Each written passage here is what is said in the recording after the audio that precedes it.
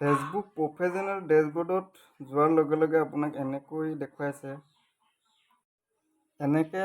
Professional ডেছবৰ্ডত যোৱাৰ লগে লগে কিপ হেছটেগ ৰিলেভেণ্ট কিয় আহিছে, কি কাৰণত আহিছে জানিব লাগিব। এইটো কিহৰ কাৰণে আহিছে, এইটো এটা জাষ্ট আপোনাক ৱাৰ্ণিং আহিছে ফেচবুক তৰফৰ পৰা।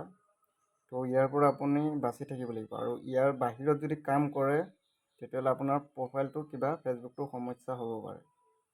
ঠিক আছে, ইয়াৰ কাৰণকেইটা আমি ধুনীয়াকৈ আজি ক'ম আৰু গোটেই বস্তুখিনি আমি কথা পাতিম। ঠিক আছে, বলক ভিডিঅ'টো আমি স্ক্ৰীন ৰেকৰ্ডিঙত।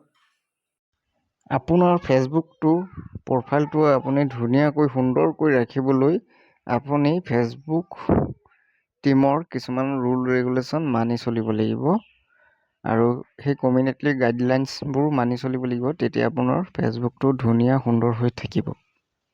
তাৰ বাবে এইটো আপোনাক এটা ৱাৰ্ণিং দিছে। আপুনি এইখিনিৰ বাহিৰত যদি কিবা প'ষ্ট ভিডিঅ' আপলোড কৰে তেতিয়াহ'লে আপোনাৰ ফেচবুকটো কিবা সমস্যাৰ সন্মুখীন হ'ব পাৰে।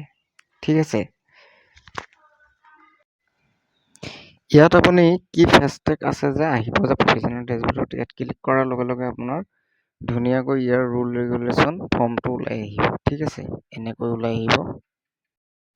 কি হেছটেগত ক্লিক কৰাৰ লগে লগে আপোনাৰ এনেকৈ ওলাব আণ্ডাৰষ্টেণ্ড পলিচি এণ্ড গাইডলাইনছ। আপুনি পলিচি কমিউনিটি গাইডলাইনছবিলাক মানি চলিব লাগিব আৰু স্পামিক কণ্টেণ্টৰ পৰা বাচিব লাগিব। তো সেইখিনি আপোনাক এইটো ফৰ্মটো ওলাইছে, আপোনাক ইয়াত ধুনীয়াকৈ বুজাই দিছে। ইয়াত আপোনাৰ 6টা ৰুল দিছে। 6টা ৰুলৰ ভিতৰত আপুনি কাম কৰিব লাগিব। যদি 6টা ৰুলৰ বাহিৰত যদি আপুনি কাম কৰে বা ভিডিঅ' প'ষ্ট কিবা আপলোড কৰে তেতিয়া স্পামিক কণ্টেণ্টত পৰিব আৰু আপোনাৰ কিবা সমস্যাই দেখা দিব পাৰে। ঠিক আছে, প্ৰথমটো আপোনাৰ দিছে ল' কোৱালিটি কণ্টেণ্ট। ল' কোৱালিটি কণ্টেণ্ট মানে কি, এতিয়া কি তাৰ মানে আপুনি বেলেগৰ ফটো ভিডিঅ' বা আনি নোৱাৰিব, সেইটো আপোনাৰ ল' কোৱালিটিত পৰিব। ঠিক আছে, সেইটো ভিডিঅ'ৰ পৰা কিজানি আপোনাৰ মনিটাইজ উঠাই দিব পাৰে। তো সেনেকুৱা সমস্যা আপোনাৰ দেখাই দিব পাৰে। তো আপুনি পৰাপক্ষত নিজৰ ভইচত নিজৰ ভিডিঅ' আপলোড কৰিব লাগিব, তেতিয়া সেইটো আপোনাৰ কোৱালিটি ভাল হৈ থাকিব।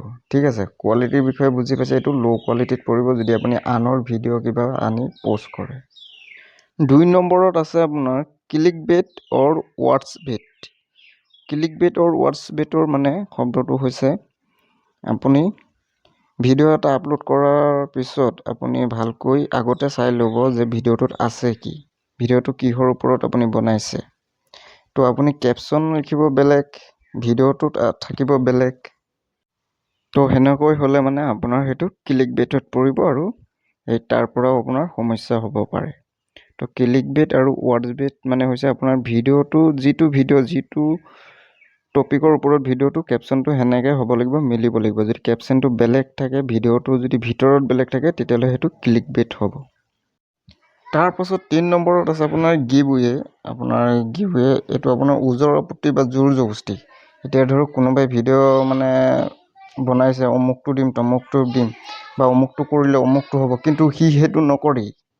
তো তেনেকুৱা ভিডিঅ' যদি আপুনি আপলোড কৰে তেতিয়া সেইটো আপোনাৰ গিভৱে বা এইটো আপোনাৰ মনিটাইজেশ্যন ডিচেবল কৰি দিব তেনেকুৱা ওজৰ আপত্তিৰ ভিডিঅ'ৰ পৰা, যে মই অমুকটো কৰি দিম, তমুকটো কৰিব লাগিব, তমুকটো কোনোবাই ভিডিঅ'টো আগতে কৰিব লাগিব, ছাবস্ক্ৰাইব কৰক, কিবা কৰক, ফ'ল' কৰক বা অমুকটো কৰক, তমুকটো হ'ব, কিন্তু সি সেইটো নকৰেই, সেইটো নহয়েই।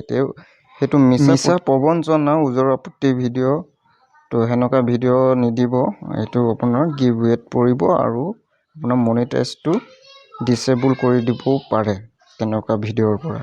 তো এইখিনি সমস্যা ৰুল ৰেগুলেশ্যন কৰি দিছে। তো এইখিনি আপোনালোকে মানি চলিলে আপোনাৰ ফেচবুকটো ধুনীয়া হৈ থাকিব। ঠিক আছে, তাৰপিছত আপোনাৰ আছে কিবা ভুল ইনফৰমেশ্যন নিদিব, ভুল তথ্য নিদিব। তো তেনেকুৱা ভিডিঅ' নিদিব। তেনেকুৱা ভিডিঅ' আপোনাৰ ফ্লেছৰ মিজলিডিং ইনফৰমেশ্যনত পৰিব। তো তেনেকুৱা ভিডিঅ' একচেপ্ট নকৰে। ঠিক আছে, তাৰপাছত আছে আপুনি ভিডিঅ' এটা বনালে, আপলোড কৰিলে, আপোনাৰ থাম্বনেইলটো বেলেগ, আপোনাৰ কেপশ্যনটো বেলেগ। তো সেনেকুৱা ভিডিঅ' আপোনাৰ একচেপ্ট নকৰিব। তো থাম্বনেইলটো আপোনাৰ যেনেধৰণৰ আছে তেনেকৈ আপোনাৰ কেপশ্যনটো হ'ব লাগিব। ঠিক আছে, আৰু ভিডিঅ'ৰ ভিতৰত আপোনাৰ ভিডিঅ'টো সেনেকুৱা হ'ব লাগিব। তো তাৰ পৰা আপোনালোকে লক্ষ্য কৰিব, ঠিক আছে। শেষত আপোনাৰ 6 নম্বৰত আছে more than 5 hashtag in the caption. আপোনাৰ ইয়াত 5টা হেছটেগ ব্যৱহাৰ কৰিবলৈ কৈছে, 5টা হেছটেগৰ ওপৰত ব্যৱহাৰ কৰিবলৈ মানা কৰি দিছে। যিকোনো ভিডিঅ'ৰ আপোনাৰ 3টাৰ পৰা 5টা হেছটেগেই যথেষ্ট, বুজি পাইছেনে? তো আপোনাৰ যিটো ধৰণৰ ভিডিঅ' সেইটো ধৰণৰ আপুনি হেছটেগ পাই যাব, হেছটেগ কৰি দিব আৰু 3টাৰ পৰা 5টালৈকে হেছটেগ দিব। তাতকৈ বেছি দিলে আপোনাৰ স্পামি কণ্টেণ্টত পৰিব আৰু সেইটো কিবা সমস্যা হ'ব পাৰে, ঠিক আছে।